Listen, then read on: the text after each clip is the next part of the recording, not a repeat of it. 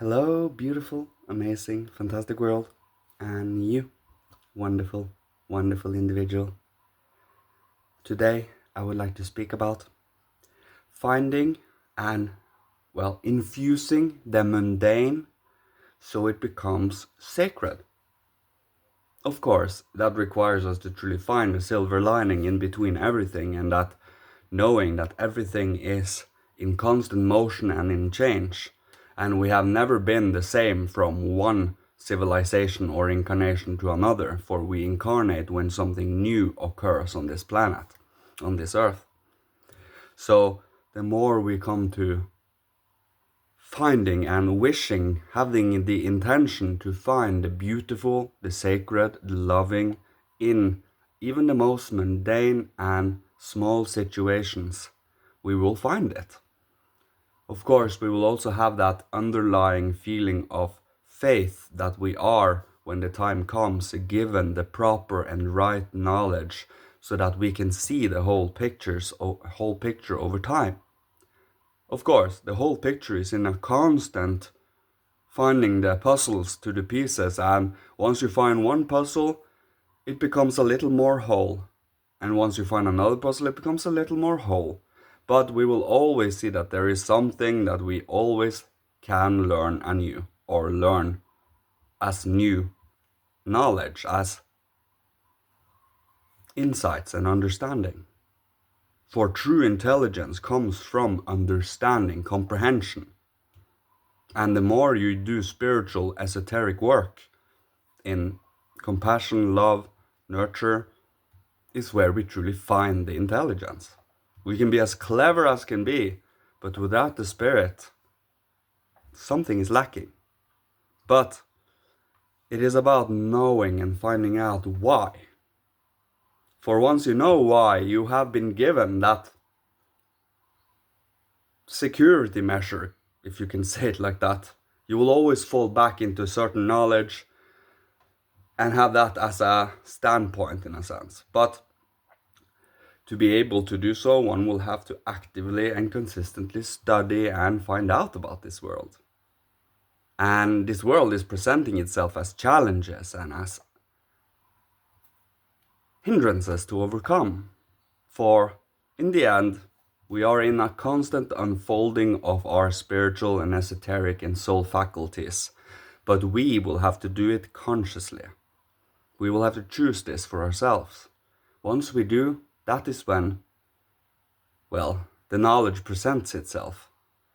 One will have to ask for it in a genuine manner and in a trustful manner.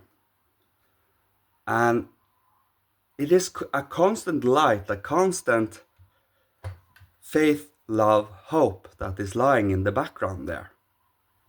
And it is a strong and sturdy foundation. And to even find certain inner insights and such, one needs the foundation first.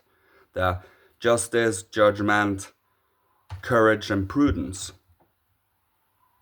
The discernment, the karma. We will have to reconcile with our karma, or we can deny that it exists. But in the end, it doesn't change the fact. But once we do, once we come to that silver lining feeling always, things are temporary, things are ever unfolding. But we are all in different stages of development. Some people completely deny that any of this exists and then refuse to do it, and other people are unfolding their own inner potential in a constant manner. Others do it in a certain now and then. And none of this are wrong in the end, for we will all come to certain insights over time, unless we actively fight against this. So, by holding ourselves to a sturdy, consistent, active dedication every day, you have something to wake up to. We have something to strive for. We have a certain For it is not a specific, detailed future per se, but as we unfold our own inner potential and dedication to the spiritual cause, we will get more and more glimpses of what the whole picture of certain events might be like, and the future, and what we are striving towards. But it requires us to slowly but surely showing ourselves worthy to the higher worlds. We will have to strive for it, They will not come down and just give us these things. We will have to unfold them. It is an activity. It is an active dedication, an active inner freedom. It has to be done in freedom. It cannot be forced, because if it is forced, it will not stick in a sense. One will have to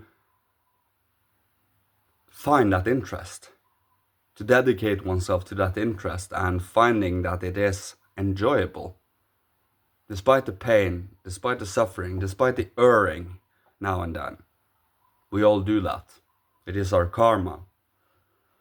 But once we become aware of it, it is much easier to realign, to become again balanced in the equilibrium between the two extremes. For we are not meant to be in either or of them, and either preference is biased. It is about being able to feel, think, and see everything, and still being able to hold oneself stable. To not become our feelings, to not become our thoughts, and to not become our will impulses, but to be an obvious observer of these things while we also do them. For we are all of these. We are also in our body, and we are not only our thoughts, but we also are our sensations and feelings and emotions. We are the whole body that we have created for our spirit. And think about how much you and your body has gone through. Wouldn't you say that it is kind of your closest confidant and friend? At least we should have the honor of, at least this is our friend, For experience and dedication in life is not something that just comes. It is something we have to choose, or we should choose. Should is the best word for it, for, as we said, we cannot force. But there is also the results of not doing, but there is also results of the doing. One always hold oneself to the more optimistic and hopeful path than constantly staying in that feeling of negativity and darkness. But one come to these foundations over time where you do not go below a certain threshold, and you always can lift yourself up again to where you were, and even higher over time, by constantly knowing that this is something that is temporary, but there are far more experiences in the future to be joyful of. For you know life, you know past. You have not only have negative experiences your whole life. I cannot imagine that. But it's the small glimpses of hope and light that always comes in that keeps us going. It's the grace of the higher worlds. And the more we get to feel that those graces are for our development in the future, we'll come to understand that this is gifts from the future to us. And it is not something we deserve per se. That is not what karma is about. It's about that they give us reasons to keep going despite the pain. And the more we are grateful for these small events, these small things, the more we can find the gratitude in everything. And that is what I will leave you with today. So, thank you so much for listening to me, you beautiful, beautiful human individual you. May you be protected, guided, blessed, and loved by Father, Holy Spirit, Christ, Michael, ancient masters of old, ancestors from every incarnation, the higher hierarchy, and may you be provided for with all that you need to survive, live, thrive, being creative, inspirational, and healing to the world, so others can choose to do the same when the time is right. Thank you so much, my dear sibling. Love you. See you. Goodbye.